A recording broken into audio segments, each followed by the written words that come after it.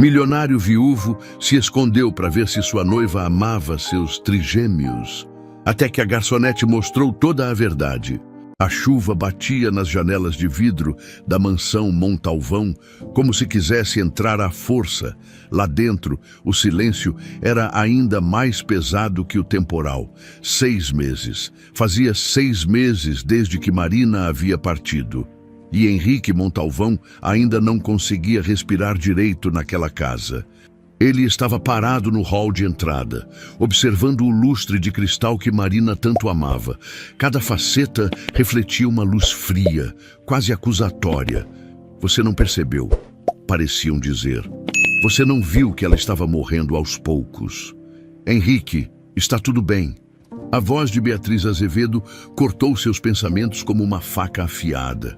Ele se virou e a viu descendo a escada com aquela elegância calculada que ela sempre demonstrava.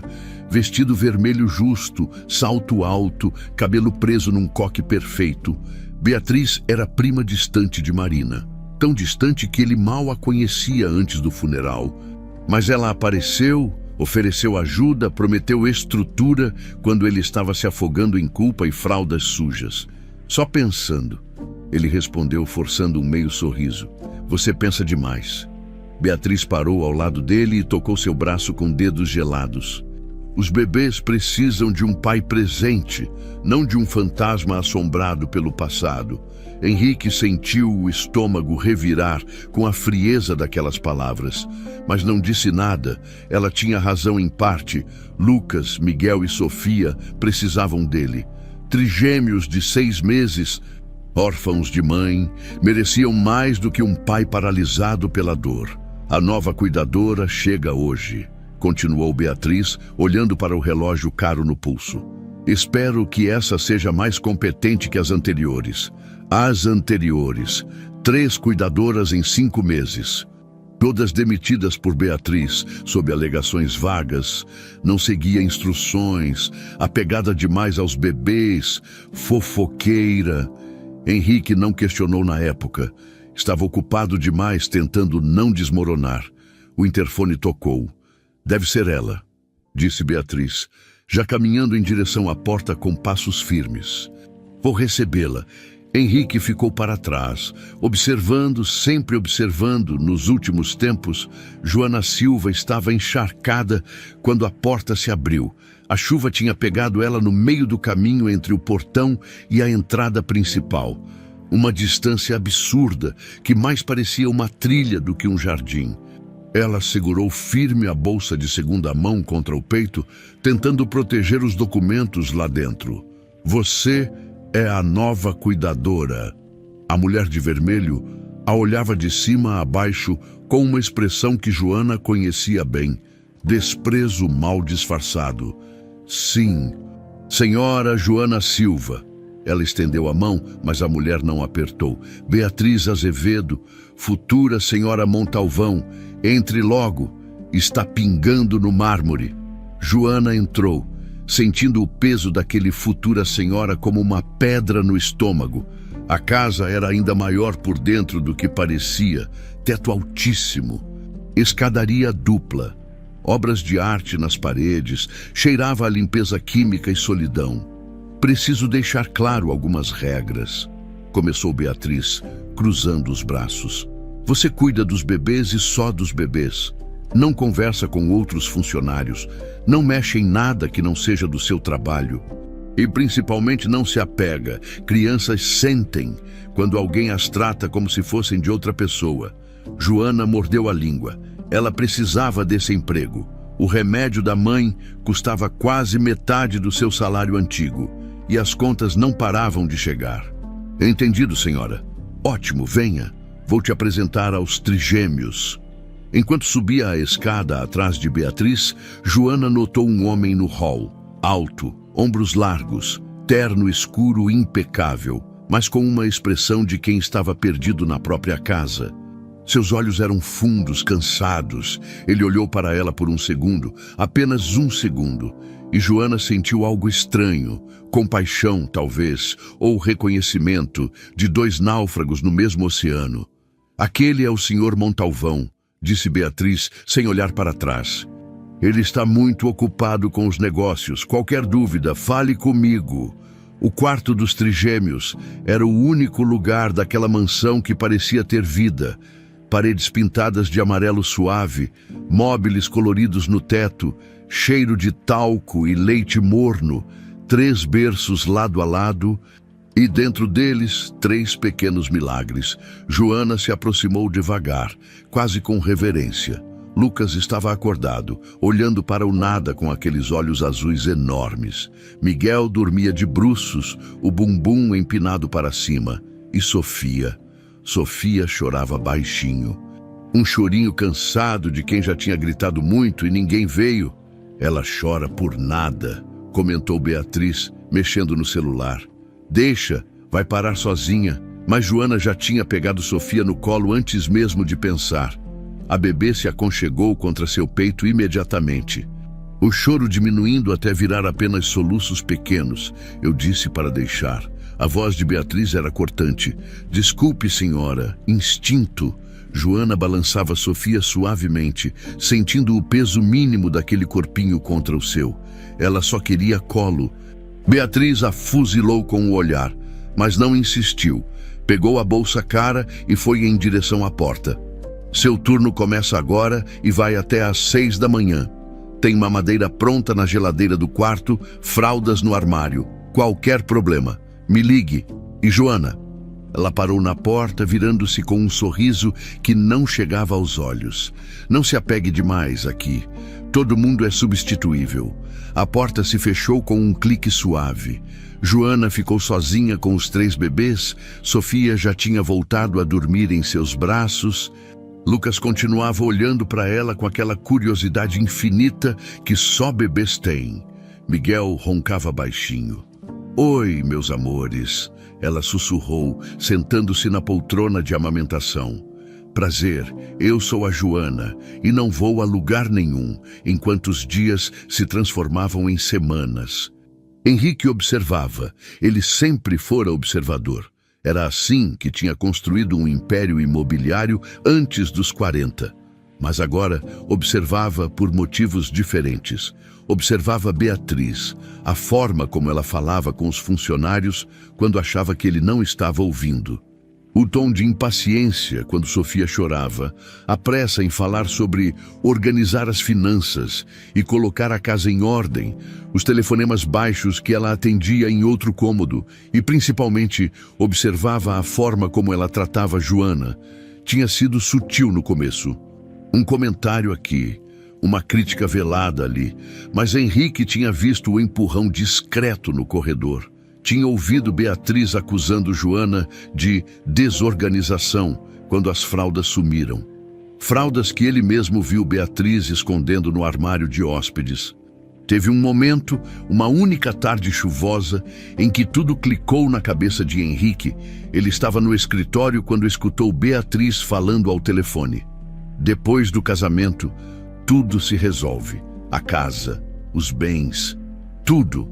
Só preciso aguentar mais um mês com essa gente toda. O sangue dele tinha congelado. Naquela noite, Henrique Montalvão tomou uma decisão. Ele ligou para seu advogado particular e disse que ia viajar a negócios por um mês. Ligou para um amigo de colégio que trabalhava com cinema e pediu um favor inusitado. Cortou o cabelo bem curto, deixou a barba crescer por 3 dias, comprou roupas simples no shopping. E na manhã seguinte, quando Beatriz anunciou que tinha contratado um novo motorista chamado Rico para ajudar com os afazeres, Henrique apareceu na cozinha dos funcionários com um boné puxado e uma postura curvada. Ninguém reconheceu o dono da mansão, especialmente não Beatriz. Do outro lado da casa, Joana limpava o escritório de Marina. Uma tarefa que Beatriz tinha delegado, já que você tem tanto tempo livre. Ela passava o pano com cuidado nos porta-retratos quando um deles caiu. E ao pegá-lo, seu coração quase parou. A foto mostrava Marina sorrindo ao lado de outra mulher mais velha, talvez nos anos 80 pela qualidade da imagem. Mas não era a foto que tinha feito Joana congelar. Era o colar. A mulher ao lado de Marina usava um pingente de pedra azul, uma pepita irregular presa numa corrente fina de prata. Exatamente, igual ao que Joana carregava no pescoço desde que se entendia por gente. Herança da avó, único objeto de valor que ela possuía. Como isso era possível, com mãos trêmulas? Ela abriu a gaveta da escrivaninha. Dentro, entre papéis e canetas, havia um envelope amarelado. Joana sabia que não devia mexer, mas algo maior que a razão a empurrou. A letra era delicada, inclinada. A assinatura ao final dizia Marina Montalvão. As primeiras linhas fizeram o mundo de Joana girar. Se algo me acontecer, não confie em Beatriz. Ela não é quem diz ser. Proteja os bebês e, por favor, procure Dona Célia. Ela sabe de tudo, ela pode te ajudar a encontrar. A carta terminava abrupta. Como se Marina tivesse sido interrompida, Joana guardou a carta dentro da blusa, o coração martelando lá fora. A chuva tinha voltado e lá embaixo um motorista novo lavava o carro com atenção demais para um simples funcionário. A máscara tinha começado a rachar e ninguém ainda sabia o tamanho do abismo que ia se abrir. Rico apareceu na manhã seguinte com uma mochila surrada e um sorriso tímido. Usava calça jeans desbotada, camisa xadrez e um boné da marca de alguma cerveja barata. Nada nele lembrava Henrique Montalvão. Nem a postura ereta, nem o vocabulário preciso, nem aquele ar de quem sempre teve tudo. Bom dia. Ele cumprimentou a cozinheira, Dona Marisa, com um aceno. Sou o Rico. A senhora Beatriz me contratou ontem, Dona Marisa, uma mulher rechonchuda de quase 60 anos. O olhou de cima a baixo com desconfiança. 30 anos trabalhando em casas de gente rica tinham ensinado ela a reconhecer problemas antes que eles acontecessem. Motorista, né? Sabe que aqui não é só dirigir, garoto. Tem que ajudar com as compras, buscar encomenda, essas coisas. Sem problema. Tô precisando do trampo. Henrique forçou um sotaque mais arrastado, mais simples. Tinha ensaiado na frente do espelho a noite inteira. Tá bom então. Café tá na mesa. Se serve. Ele se serviu de café preto e pão com manteiga, sentando-se na mesa da cozinha como nunca tinha feito na vida. Daquele ângulo, conseguia ver o corredor que levava ao quarto dos bebês, e foi exatamente quando estava dando o primeiro gole que Joana apareceu. Ela estava com uma das crianças no colo, Miguel, pelo pijaminha azul, e cantarolava baixinho uma música que Henrique não conhecia. O bebê olhava para ela completamente hipnotizado. Os dedinhos agarrados na blusa dela. Havia algo de tão puro naquela cena que Henrique sentiu uma pontada no peito. Marina costumava cantar assim. Bom dia, disse Joana, ajeitando Miguel no quadril. Ela tinha olheiras profundas, mas sorria. Você é novo aqui. Sou sim, Rico. Ele se levantou rápido demais e derrubou a colher. Calma, Henrique. Você é só um motorista. Motoristas deixam colheres caírem.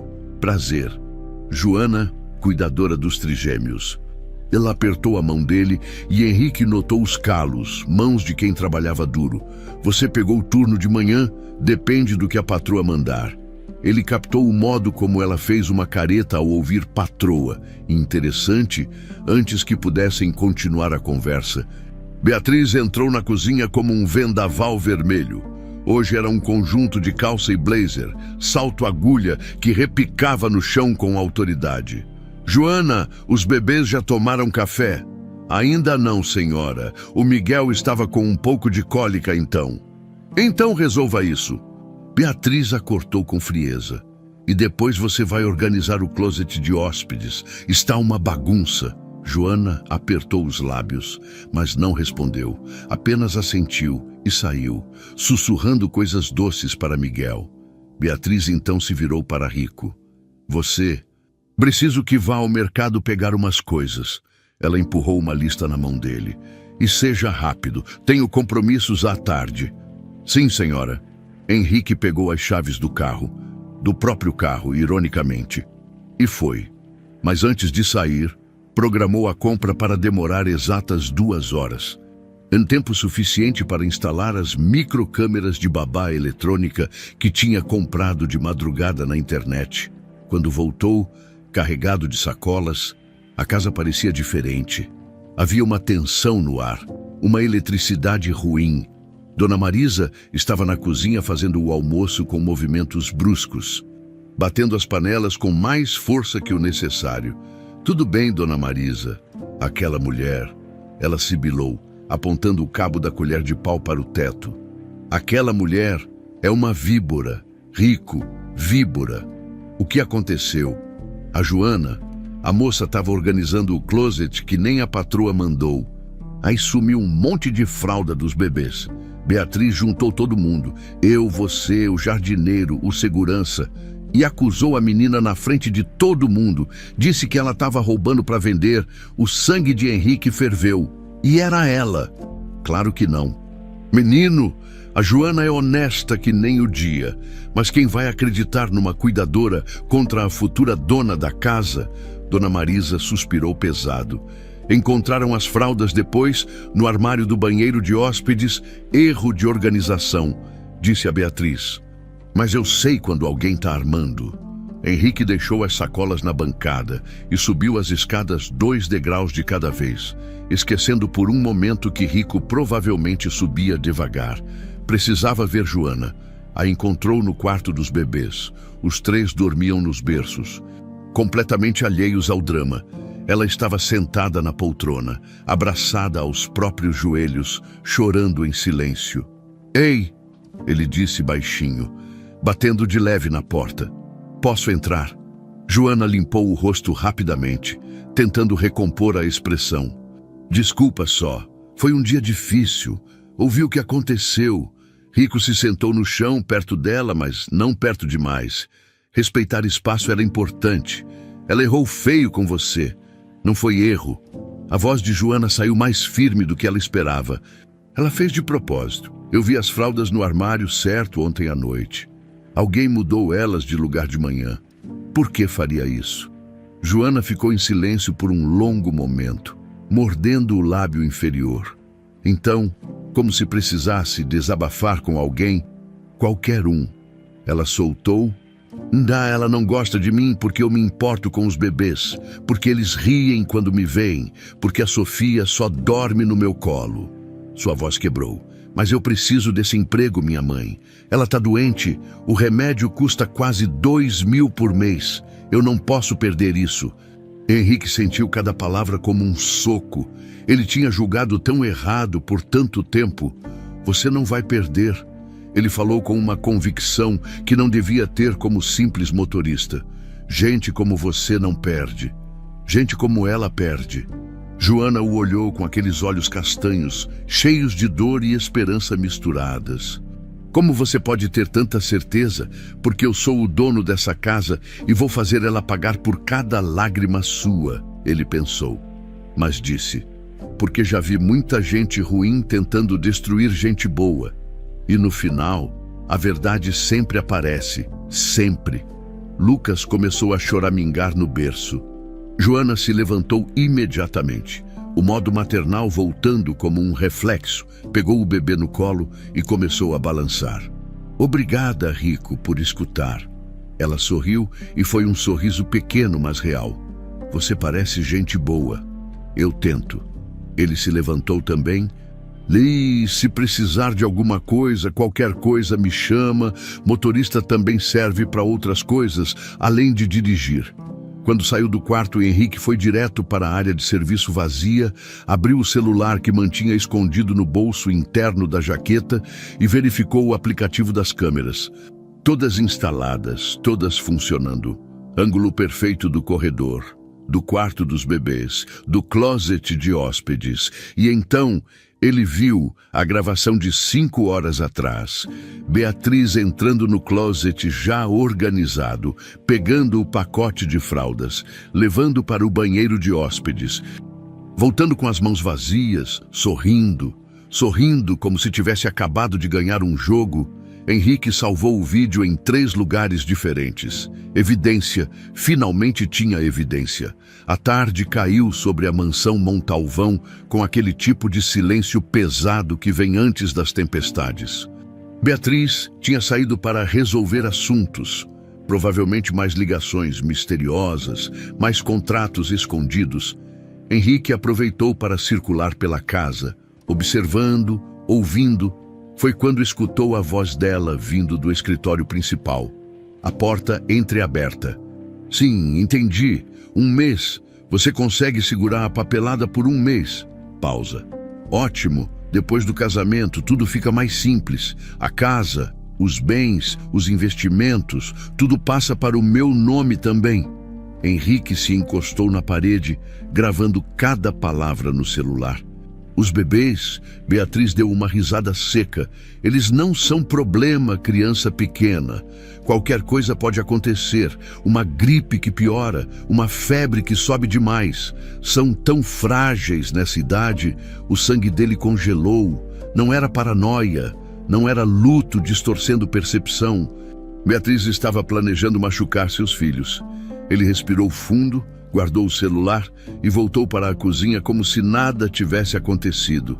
Mas por dentro, Henrique Montalvão. Não rico, não o motorista, mas o pai, o viúvo, o homem que tinha falhado uma vez e não falharia de novo, estava declarando guerra. E guerras exigem aliados. Mais tarde, quando Joana desceu para pegar água, ele estava esperando. Joana, posso falar uma coisa?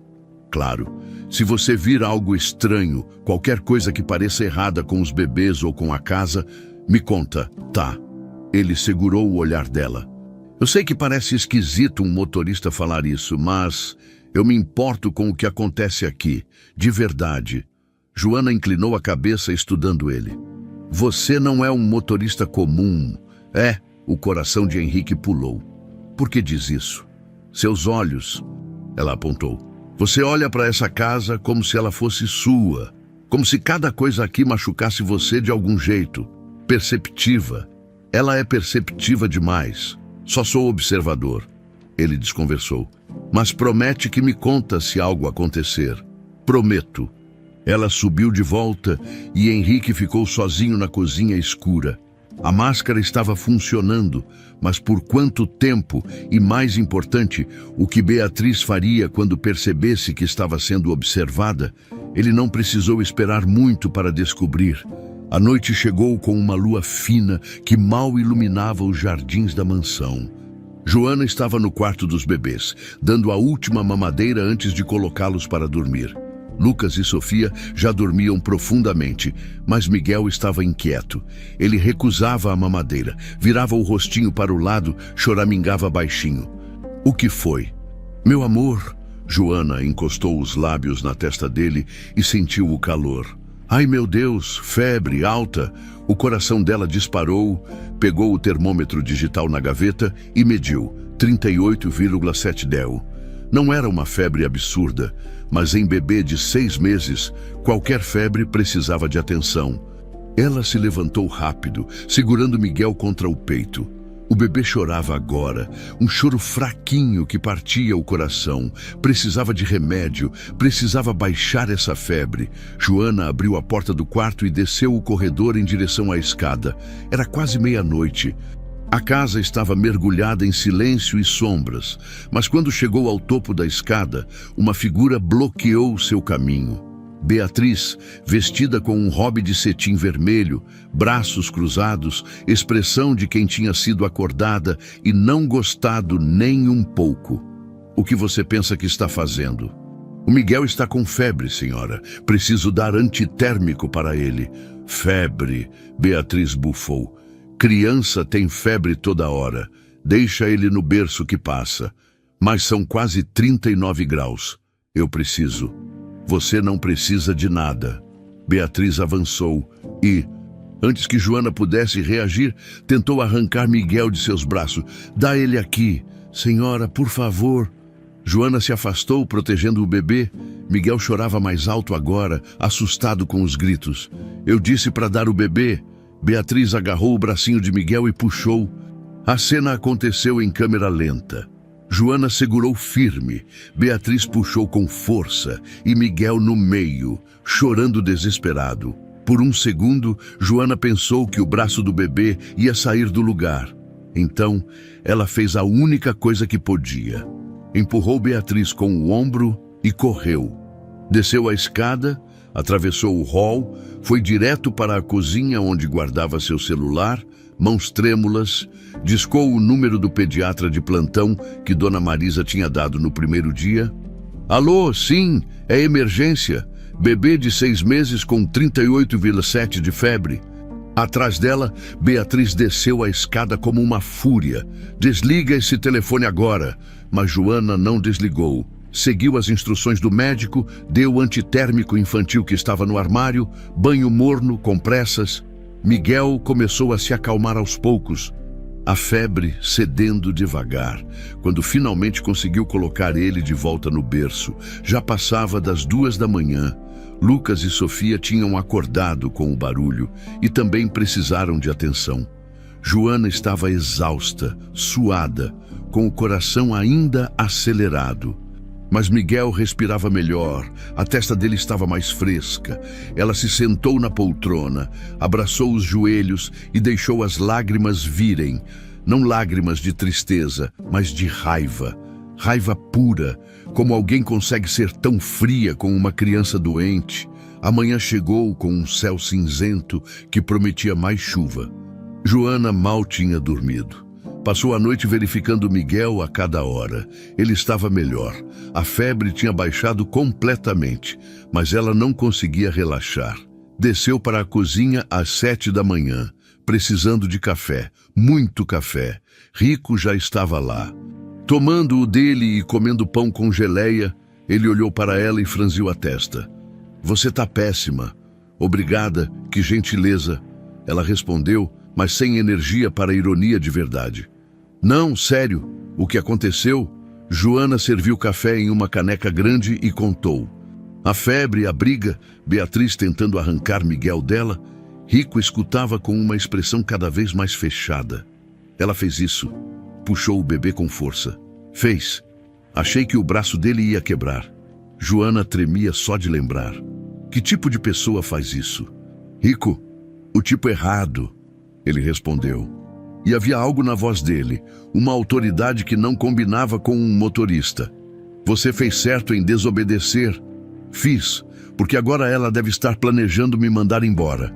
Deixa ela tentar, antes que pudessem continuar. Dona Marisa entrou na cozinha ofegante. Joana, você precisa subir agora. O que foi? A Beatriz está chamando todo mundo na sala. Diz que é urgente. O estômago de Joana afundou. A sala de estar estava lotada. Todos os funcionários da casa tinham sido convocados. Dona Marisa, Rico, o jardineiro seu Joaquim, os 2 seguranças, a faxineira e no centro, como uma juíza, estava Beatriz.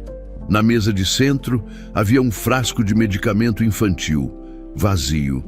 Obrigada por virem, começou Beatriz, a voz grave.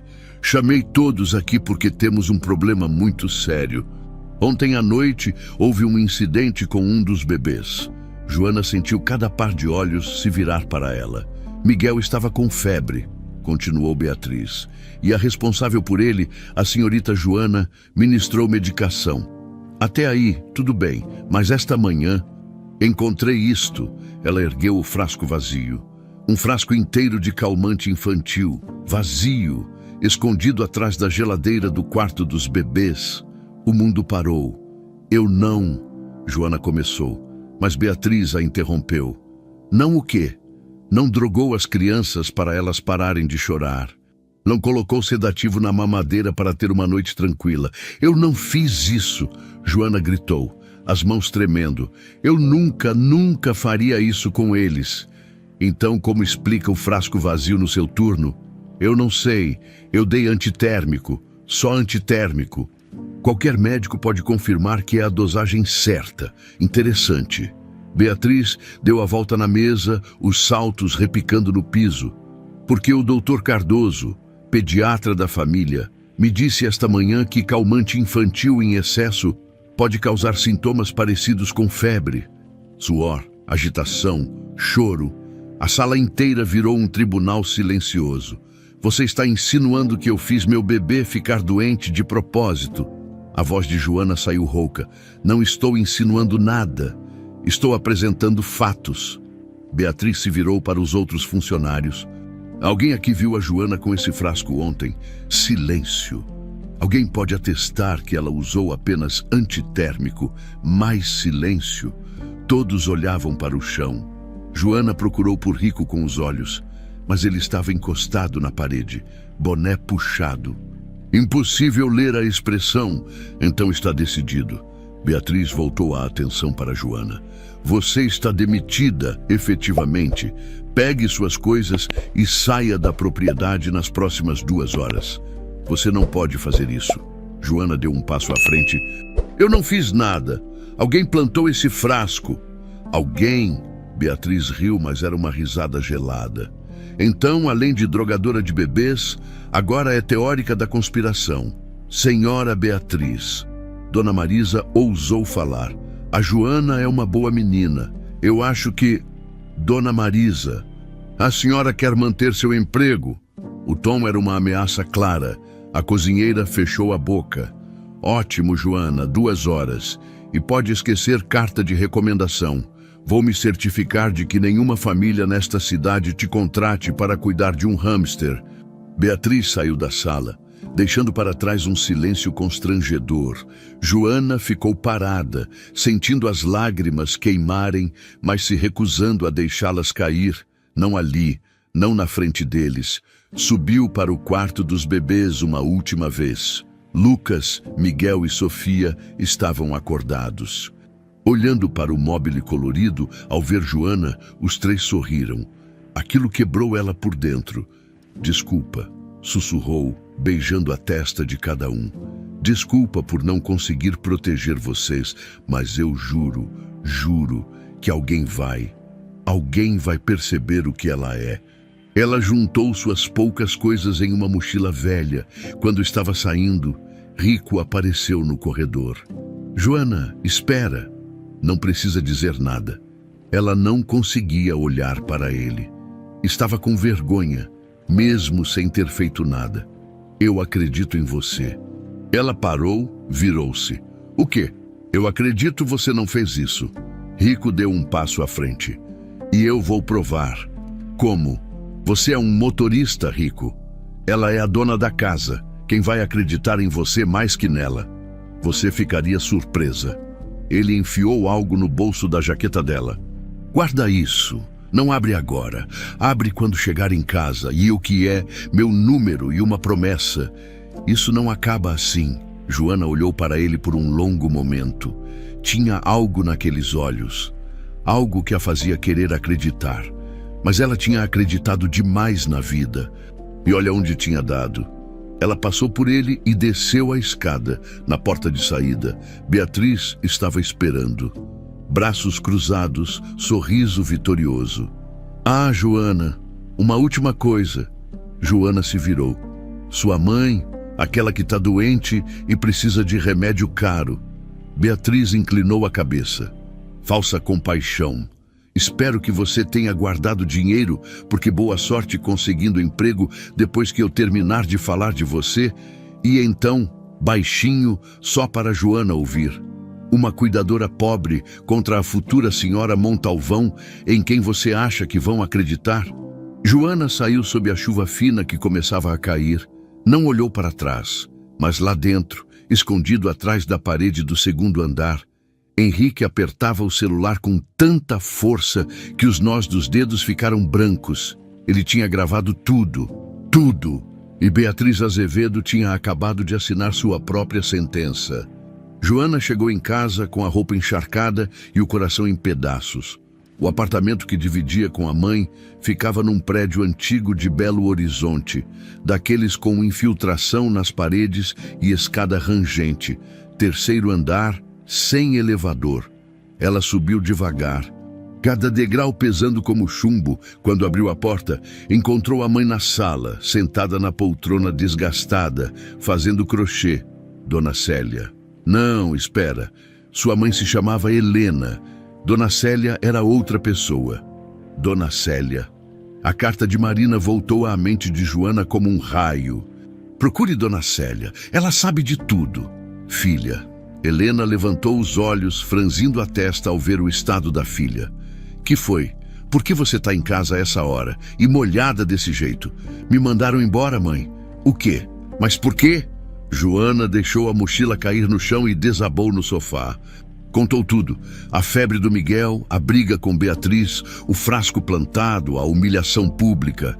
Helena escutou em silêncio, a expressão ficando cada vez mais preocupada. Meu Deus, Joana, e agora o remédio? Eu sei, mãe, eu sei. Joana enterrou o rosto nas mãos. Tinha mais ou menos R$3.000 guardados. Dava para 2 meses de remédio, talvez 3 se economizassem em tudo mais. Depois disso, ela não queria pensar no depois disso. Foi quando lembrou do papel que Rico tinha enfiado no bolso da jaqueta. Puxou um pedaço de caderno com um número de telefone e embaixo, escrito à mão, procure Dona Célia, Rua das Acácias, 247. Ela trabalhou na mansão, ela sabe. Joana ficou olhando para o papel como se ele fosse brilhar. Quem é Dona Célia? Perguntou Helena. Não sei, mas vou descobrir. A Rua das Acácias ficava num bairro operário, longe da mansão e do luxo. Casas pequenas, muros baixos, crianças jogando bola na rua. Joana encontrou o número 247. Uma casa verde clara com jardim de rosas na frente. Respirou fundo e tocou a campainha. Uma mulher de uns 60 anos atendeu. Cabelos grisalhos presos num coque, avental florido, mãos de quem tinha trabalhado a vida inteira. Mas foram os olhos que pegaram Joana de surpresa. Olhos gentis, cansados, que pareciam carregar muitos segredos. Pois não, Dona Célia. A voz de Joana saiu trêmula. Meu nome é Joana Silva. Eu trabalhava na mansão Montalvão. O rosto de Dona Célia mudou na hora. Ela olhou para os lados da rua, como se checasse se alguém estava vendo, e abriu mais a porta. Entre, rápido! A casa cheirava a café fresco e bolo assando. A sala era simples, mas aconchegante, sofá de crochê, televisão antiga, porta-retratos por todo lado. Dona Célia serviu café em xícaras de porcelana delicada, o tipo de coisa que alguém guarda das patroas antigas. Como você me achou?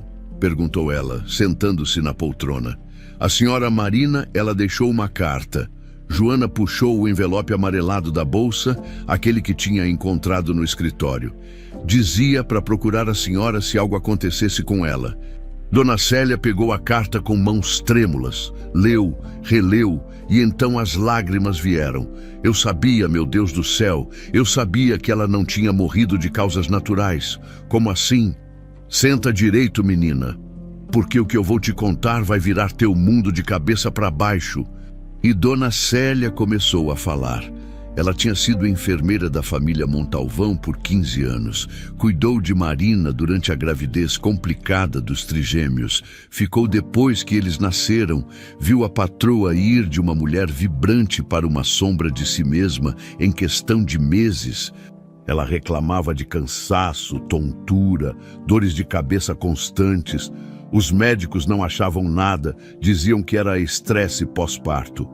Dona Célia apertou o lenço entre os dedos. Mas eu notei um padrão toda vez que a Beatriz vinha visitar e preparava aqueles chás calmantes para a Marina. Os sintomas pioravam. A senhora acha que Beatriz estava envenenando ela? Não acho, tenho certeza. Ela se levantou e foi até um armário, de onde tirou um caderno encapado com papel pardo. Anotei tudo, datas, sintomas, quando a Beatriz aparecia. No final, até cheguei a trocar uma amostra do chá sem ninguém ver e levei num laboratório particular. E o que deu? Doses baixas de digitalis, vem de uma planta dedaleira, em quantidade pequena, causa sintomas que parecem problemas cardíacos, em quantidade maior ao longo do tempo. Mata. Exatamente. Dona Célia entregou o caderno para Joana. Tentei avisar o Sr. Henrique, mas a Beatriz descobriu que eu estava investigando. Me demitiu na hora. Disse que eu estava perturbando a patroa com teorias conspiratórias. Ele acreditou nela. Ele estava tão cego pela dor que acreditou. Joana folheou o caderno, página após página de anotações meticulosas, datas, horas, descrições de sintomas e, no final, uma cópia do resultado do laboratório confirmando a presença de digitales no chá. Por que a senhora não foi na polícia? E dizer o quê? Que a prima da falecida estava matando ela devagar, sem provas além de um caderno e um exame que fiz escondida? Dona Célia balançou a cabeça. Ia dar em nada, pior, ia colocar minha vida em risco. Então guardei tudo, esperando. Esperando o quê? De alguém como você? Dona Célia segurou a mão de Joana. A Marina falava de você, sabia? Joana arregalou os olhos. Falava, mas ela nem me conhecia. Não você especificamente, mas ela procurava alguém, uma irmã. Dona Célia foi até uma gaveta e voltou com uma foto antiga, amarelada pelo tempo. Ela me mostrou isso uns meses antes de morrer. A foto mostrava duas meninas, uma de uns 5 anos, outra de 3. As duas usavam vestidos simples e seguravam as mãos. E no pescoço da menina menor, inconfundível mesmo na foto desbotada, estava o pingente de pedra azul, o mesmo que Joana carregava. Marina tinha uma irmã mais nova. As duas foram separadas quando a mãe morreu. Continuou Dona Célia. A Marina ficou com uma tia rica, foi criada com tudo. A outra menina desapareceu no sistema. Adoção irregular, dizem. A Marina passou a vida adulta procurando e ela achou. A voz de Joana era um sussurro. Não sei, mas nas últimas semanas antes de morrer, ela estava empolgada. Disse que tinha uma pista, que tinha contratado um detetive, que ia dar certo dessa vez. Joana olhou para a foto, para o pingente no pescoço dela e sentiu o mundo girar. Dona Célia, quantos anos a irmã da Marina teria hoje? Deixa eu ver. Marina tinha 32 quando morreu. A irmã era 2 anos mais nova. 20 e poucos, uns 24, 25, 24, a idade exata de Joana. O nome da menina. Joana mal conseguia respirar. A senhora sabe o nome? Dona Célia fechou os olhos fazendo esforço para lembrar. Era um nome comum, bonito. João não, era feminino, Joana, era Joana. O chão desapareceu debaixo dos pés de Joana Silva. Ela tinha sido adotada aos 3 anos, não lembrava nada de antes disso. Só flashes, uma mulher chorando, um colar azul, uma música de ninar. A avó adotiva tinha dado o pingente para ela dizendo que veio com ela do orfanato. Sua mãe biológica deixou isso para você, tinha dito. Tudo se encaixava, tudo. Eu sou a irmã dela, Joana disse. E não era pergunta, era constatação. Eu sou a irmã da Marina. Dona Célia assentiu com lágrimas nos olhos. Acho que sim, minha filha. Acho que sempre foi você. Joana voltou para casa em transe. O caderno de Dona Célia estava escondido na bolsa, protegido como se fosse ouro. A foto antiga também. E a verdade, essa verdade impossível e absurda, martelava no peito. Eu tive uma irmã. Ela me procurou. E morreram ela antes de me encontrar. Não morreram ela. Mataram. E a mulher que matou agora ia casar com o cunhado de Joana. Ia ter acesso aos sobrinhos dela. Ia destruir tudo o que restava da família, de sua família. A raiva que Joana sentia era diferente de tudo que já tinha experimentado. Não era raiva de ter perdido o emprego ou de ter sido humilhada. Era raiva de ter sido roubada. Roubada de uma irmã que nunca conheceu, roubada de sobrinhos que amava, roubada de uma vida inteira que poderia ter sido diferente. Ela pegou o celular e digitou o número que Rico tinha dado. Ele atendeu no segundo toque. Joana, precisamos conversar. A voz dela saiu firme, diferente, sobre a Beatriz, sobre a Marina, sobre tudo. Eu ia ligar para você.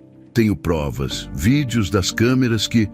Eu também tenho provas, Joana interrompeu. E tenho algo mais, tenho motivo. Houve uma pausa. Que tipo de motivo?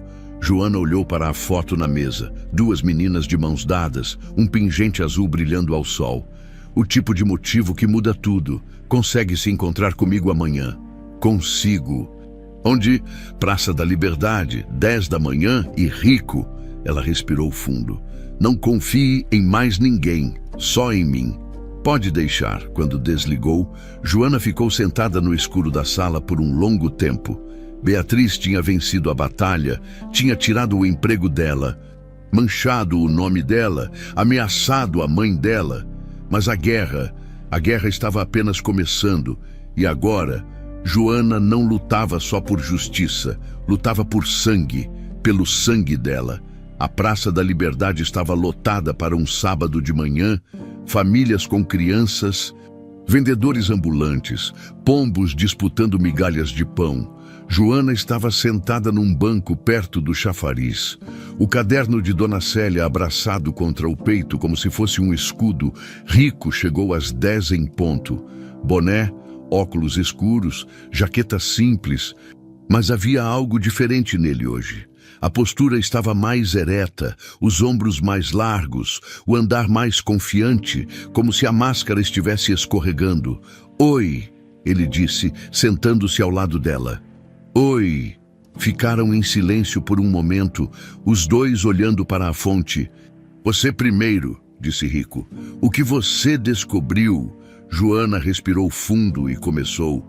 Contou sobre Dona Célia, sobre o caderno, sobre os chás envenenados com digitales. Rico escutava com uma atenção tão intensa que chegava a ser perturbadora quando ela mencionou o envenenamento. Ele fechou os punhos com tanta força que os nós dos dedos ficaram brancos. "Ela matou Marina." Não era pergunta, era constatação amarga. Minha esposa foi assassinada e eu não percebi." Joana ficou congelada. "Esposa, você é..." Rico tirou os óculos escuros devagar. E Joana viu os mesmos olhos que tinha visto nos porta-retratos da mansão, os mesmos olhos fundos, cansados, carregados de culpa. Henrique Montalvão. Ele estendeu a mão. "Prazer em conhecer você de verdade, Joana." O mundo dela girou pela segunda vez em 2 dias. Você estava se passando por motorista esse tempo todo. Eu precisava saber. Tinha algo errado, muito errado, mas não conseguia ver o quê. Todo mundo me dizia que era paranoia, que era luto me deixando maluco. Então me disfarcei. Ele passou a mão pelo cabelo curto. "Desculpa por não ter contado antes. Eu ia contar, mas não confiava em mim." Joana sentiu uma pontada de mágoa. "Não no começo." Henrique foi honesto. "Mas depois de ver você com meus filhos, de ver como Beatriz te tratava, de ver que você era a única pessoa naquela casa que realmente se importava com eles, eu confiei, por isso te dei o endereço da Dona Célia." Joana olhou para ele, tentando processar. O motorista gentil que tinha sido sua única âncora nos últimos dias era, na verdade, o dono da mansão, o viúvo, o pai dos bebês, o cunhado dela. "Tem mais", disse Joana, a voz saindo trêmula. "Algo que vai mudar tudo." Ela puxou a foto da bolsa, as 2 meninas de mãos dadas, o pingente azul. Marina tinha uma irmã. Foram separadas quando crianças. Ela passou a vida procurando. Joana tocou o próprio pingente por cima da blusa. "E eu acho, não, eu tenho certeza, que essa irmã sou eu." Henrique pegou a foto, olhou para o pingente de Joana, olhou de volta para a foto. "Você tem quantos anos?" 24. A irmã da Marina teria 24. Ele estava fazendo as contas mentalmente. "Você foi adotada aos 3 anos. Não lembro de nada antes, só tenho o pingente." Lágrimas começaram a descer. "Henrique, eu acho que a Marina estava me procurando. Eu acho que ela me achou e morreram ela antes de poder me conhecer." A voz dela quebrou na última palavra. Henrique ficou olhando para a foto por um longo tempo. Então ele fez algo que Joana não esperava. Pegou a mão dela. Marina contratou um detetive 3 meses antes de morrer. Ela estava empolgada. Dizia que estava perto, mas nunca me disse perto de quê. Ele apertou a mão de Joana. Se você é ela, se você é minha cunhada, então aqueles bebês são meus sobrinhos. Joana completou. E a Beatriz matou minha irmã. O peso daquelas palavras caiu sobre os dois como uma avalanche. Temos que provar, disse Henrique. Tudo, o envenenamento, as sabotagens, os planos dela, tudo. Como eu tenho vídeos das câmeras que instalei, tenho ela plantando o frasco, tenho ela te ameaçando, tenho conversas ao telefone sobre desviar bens antes do casamento. Ele puxou o celular. Mas isso não é suficiente. Precisamos de mais. Precisamos de algo irrefutável. Joana olhou para o caderno no colo. O caderno da Dona Célia tem o resultado do laboratório. Prova que tinha digitales no chá. É um começo, mas ela vai dizer que foi Dona Célia quem colocou, para incriminar ela. Henrique pensava rápido agora, o empresário ressurgindo. Precisamos de algo que ligue a Beatriz diretamente ao crime. E como conseguimos isso? Henrique ficou em silêncio, pensando. Então, seus olhos brilharam. O escritório da Marina. Ela guardava tudo, diários, papéis, correspondências. Se ela contratou um detetive, deve ter o relatório em algum lugar.